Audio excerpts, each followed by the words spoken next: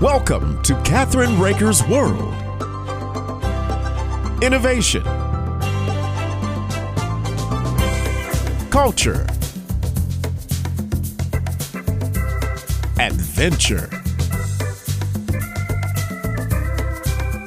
fashion and health,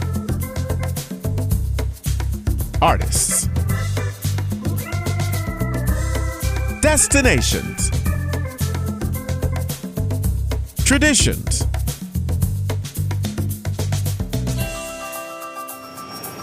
This is Kathryn Raaker's World. Hi, this is Kathryn Raaker of Kathryn Raaker's World, and let's just talk. Our guest today is Dan Perkins. And you can't put Dan Perkins into a category because he's an author, commentator, speaker, TV, radio personality, veteran. But to put him in a category, you would limit this multifaceted person. His favorite saying is political correctness isn't always correct.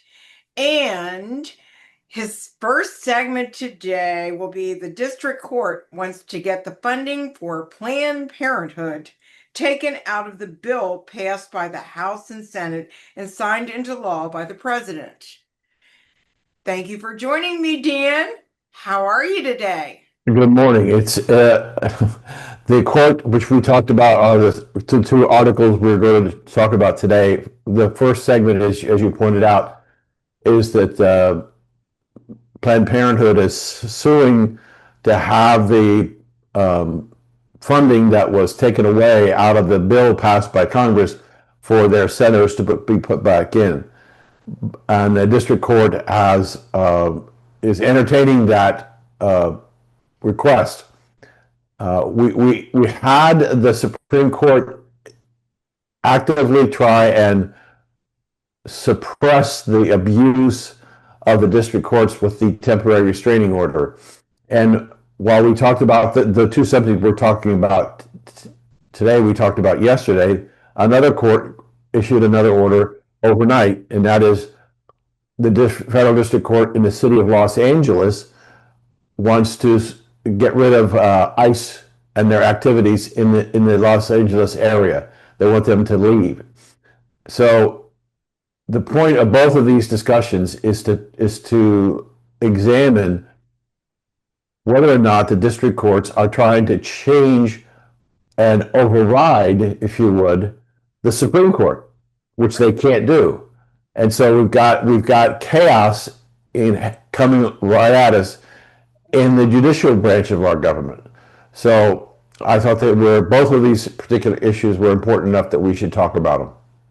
Right. And, the interesting thing is what I don't understand, and maybe you can just help us because I didn't get to read the whole bill, but tell me what how much funding we're talking about for Planned Parenthood, and they want to separate it from the bill? Is that what it is? No, there was no, in the bill that was passed by the House and the Senate and signed by the president, there was no funding for Planned Parenthood in the budget, period. None, zero. So why, can I go ask ahead. a question here? Sure. Why would we want to fund Planned Parenthood to have abortions? Why? That's a great question. The issue, and I spoke to my constitutional lawyer last night in the show that I did with him. If you think about it, we have these district courts who are churning out these temporary restraining orders. Now, up until this one, all the requests have been done on executive orders issued by the president. This is the first time in recent history where a district court has issued a temporary restraining order against a bill passed by the Congress, signed to the president, and became public law. They were not included. There was no amount of money included in the bill for them, for funding, period. It was gone. So I can't give you a number because there was never a number included in the bill. They're saying They want to go back to the previous bill under the Biden administration and have that amount of money reinstated in this new bill that was passed. My attorney says that the district court has no standing because the Supreme Court has said time and time again on lots of different issues, if you have a problem with what's going on, the remedy is not a temporary restraining order. The remedy is not an executive order. The remedy is for the Congress to pass legislation to say what the government's going to do, which is what actually happened here.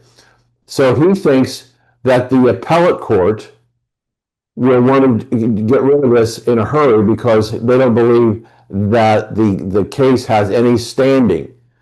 But it's a matter of understanding, and you and I have talked about this before. What the Democrats are trying to do is they don't think they can win their cases. And if you look at the results over the time that Donald Trump has been under attack, they haven't won any. What they're trying to do is trying to delay, use a delay tactic to get them to the midterm election where they believe they can switch the House and or the Senate back to Democratic control and get all these things put back into a new budget. Because remember, the Congress controls the purse strings. That's for sure. And honestly, I don't think they're going to win this one. I agree. I don't think so either. And I think that it's, it's like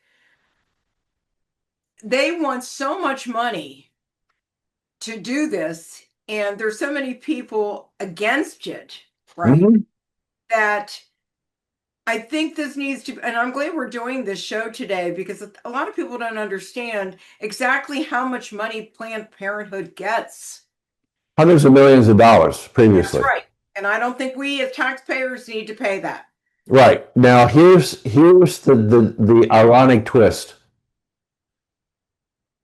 The Planned Parenthood was not included in the budget. So they're suing to get reinstated with their funding. Now the court has a decision to make. And here's the dilemma. How many other organizations that are quote, nonprofits that have received money from the federal government are either being cut dramatically or totally eliminated? If the court were to rule in favor of Planned Parenthood, and it gets the Supreme Court, if the Supreme Court, and this is a big reach, but I'm trying to help you. If the Supreme Court said yes, they can have it reinstated. Think of all the other organizations who now can go to the courts and say, I want my money back, I want my money back, I want my money back. Not going to happen. That's right. And the weird thing is I work with pregnancy centers. They get very little. They get most of their support through as a nonprofit organization, and they don't charge anybody when they come in at all. Right. And they also do counseling and everything else, right? Yeah. So we've lost so many thousands, millions of babies over this concept. And a lot of people used abortions as actually a situation where they can get rid of it, and they keep on having more and more abortions. And it's like having using something to protect pregnancy instead of actually what it is. Right. It's birth control. That's birth control. That's their idea of birth control. And they don't think anything of it. But Kathryn, why that's such an important point is that for the longest period of time, Planned Parenthood offered medical abortions, a physical medical procedure to go in and rip the fetus out of the womb. Right. But 53% of their abortions today are done with 2 pills. That's right. No medical procedure. And they don't. Excuse me a minute, but children are getting those pills. Young kids that have gotten pregnant and their parents don't know about it, and even women are using them, and it's so dangerous to take them. It can kill you in the end. Right, right. So the idea that the pregnancy centers need funding with a greater and greater percentage of abortions not being medically induced, but with the chemicals in the tablets, you don't need the building because you can do it all online. You can order it online. You can talk to a doctor online. So the physical center is there because the Planned Parenthood people want to indoctrinate the next generation of children that you have the right to decide whether or not that child lives or dies. That's right. Now, so, it's a situation where the American people are becoming awake at many of the issues that we've talked about over the years that have been represented by conservatives like you and me and other people in our industry versus the mainstream media and the mainstream press who are refusing to talk about them or dealing anything with them.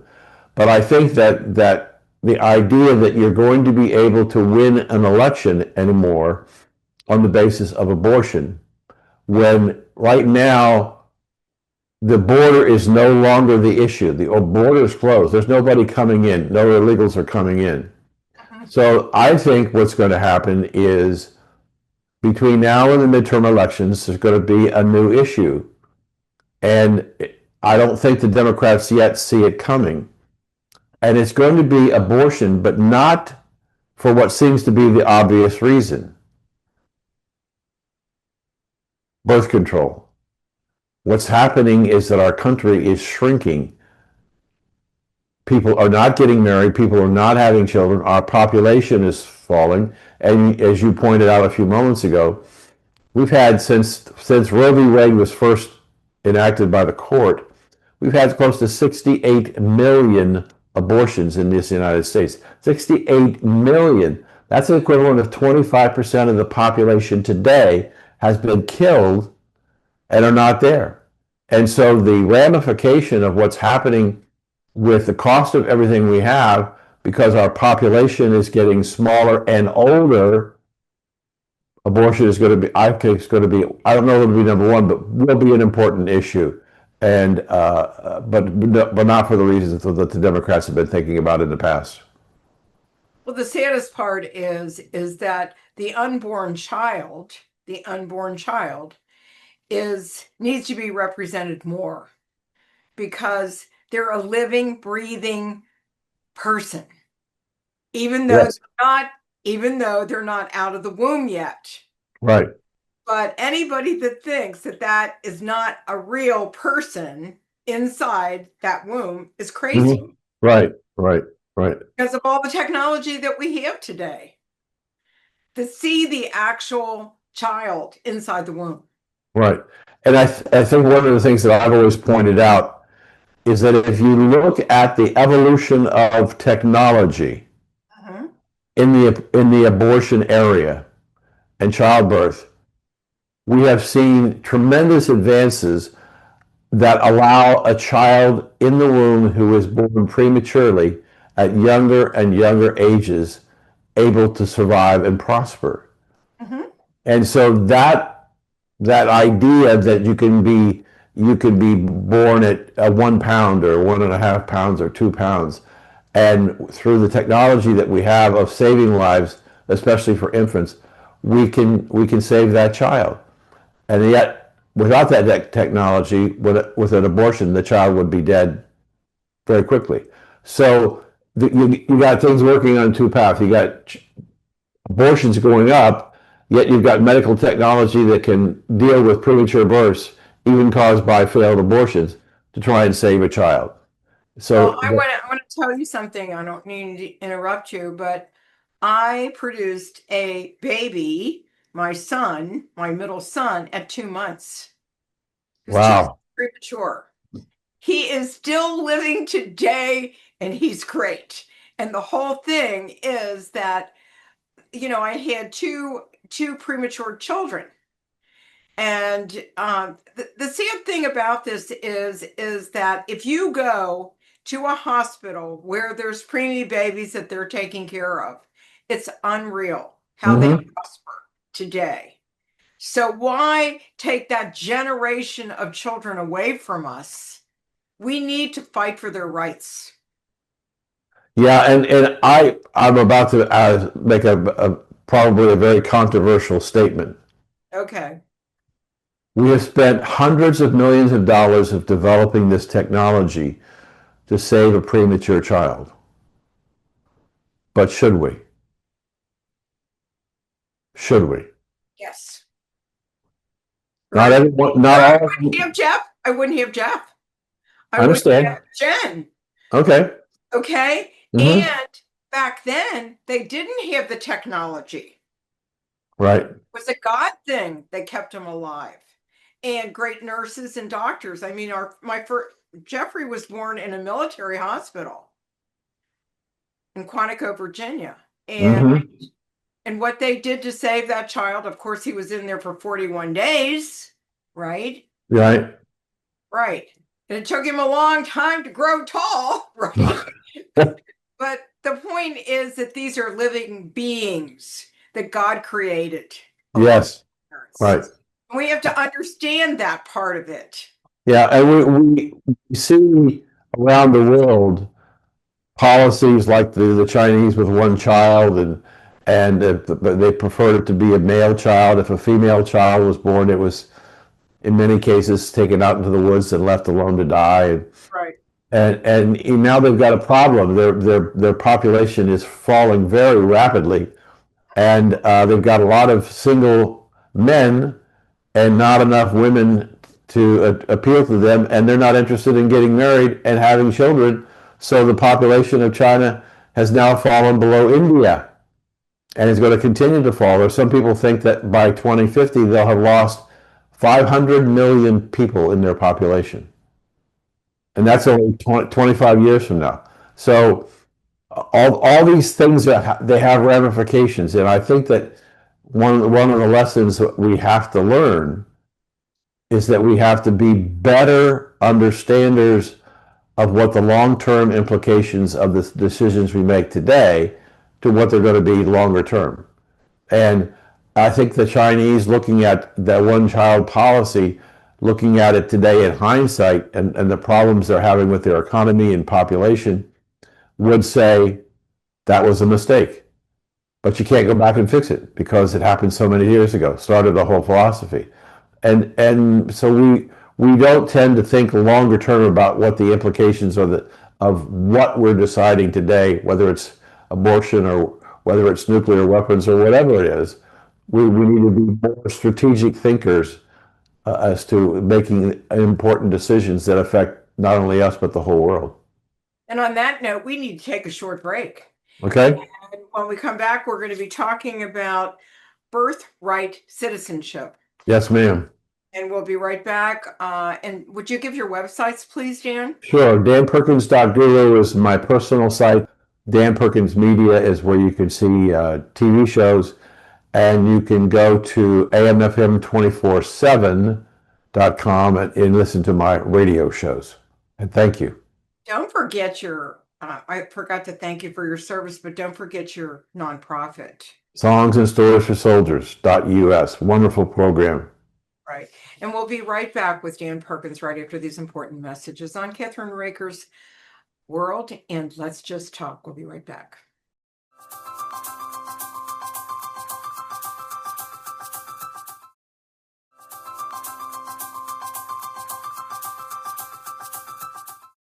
We're back with Dan Perkins, our political commentary, an author, speaker, TV and radio personality, veteran, and his nonprofit organization, which is Songs and Stories for Soldiers.us. We're in we have brought our product to 238 hospitals and treatment centers for veterans, and we've given away over 28,000 of our MP3 players to soldiers to deal with traumatic brain injury, PTSD, sleep deprivation, and suicide. And so now we're going to be talking about our second discussion, and that's birthright citizen. And it's being challenged in the district court again. Yes. And newborn children are bringing a class action lawsuit to have the funding reinstated. Yes. Now, and also that the 14th Amendment, which is the basis for birthright citizenship, be defined as any person. The administration felt, and rightfully so, that the reason why the Congress passed the 14th Amendment was to make sure that black children of slaves after the Civil War were given citizenship and the rights of citizenship in the United States. It was not a situation where people who were not citizens of the United States could come into the United States, drop a baby, then leave, and then come back later when the child was more mature and claim the citizenship, and then let the citizenship of the child bring the opportunity for the rest of the family to come into the country. Now, here again, we have a situation where we have a district court who's trying to tell the government that their interpretation of the 14th Amendment should allow birthright citizenship. The Trump administration, as I just said, believes that it was written to protect slave children after the Civil War. The idea that people can come into the country close to the termination of their pregnancy and drop a child for the sole purposes of gaining citizenship for that child and eventually for the entire family was not the intention of the Congress when they wrote the 14th Amendment, and it again became a bill and then became part of the Constitution under the constitutional process, because it's an amendment to the Constitution, which meant that not only did the House and Senate have to vote for it, the president had to sign it, then it had to go to all the states, and you had to get 2/3 of the states' legislatures to agree to support it before it became actually an addendum to the Constitution. The idea that what the president is trying to do is to try and put restraints on the people that are illegally coming into the country. See, if you come here on a visa, let's say you're a Chinese citizen, and you go to the embassy in Beijing or wherever, and you get a temporary visa to travel, let's say simply for vacation, to travel to the United States. And you come into the United States and you plan your trip close to the due date of the pregnancy, so that when you're in the United States, your child is born and you can claim citizenship for that child in the United States. The problem was that, or is, that we have commercial enterprises that sell trips to make sure that your baby's born in the United States and charge a very substantial fee for that. And it isn't just in China, it's in many places all over the world. So they're skirting the law, the 14th Amendment, and what the Trump administration said, that was never the intent. What's fascinating about this case from my standpoint is that under the Supreme Court's ruling on the jurisdiction of district courts, they said there are two ways in which you can issue temporary restraining orders. Now, again, as we had in the last segment, we have a legislation that was passed by the Congress, signed by the president, and became law. 14th Amendment is law. So what they said is you have to stay within your district. This is what happened, as I mentioned to you earlier, in California. This district judge is trying to issue a temporary restraining order to prohibit ICE from its activities in LA County. Mm-hmm. Now, but the other way you get it is that for a temporary restraining order is that if you can establish a class, in other words, a class action lawsuit.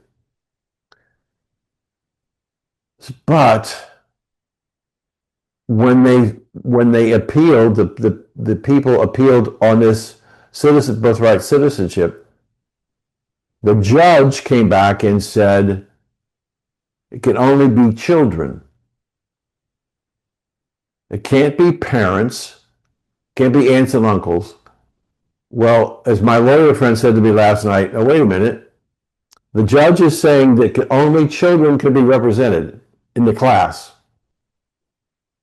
But small children can't sign their name. That's true. They can't enter into legal contracts because they're underage. And so if the parents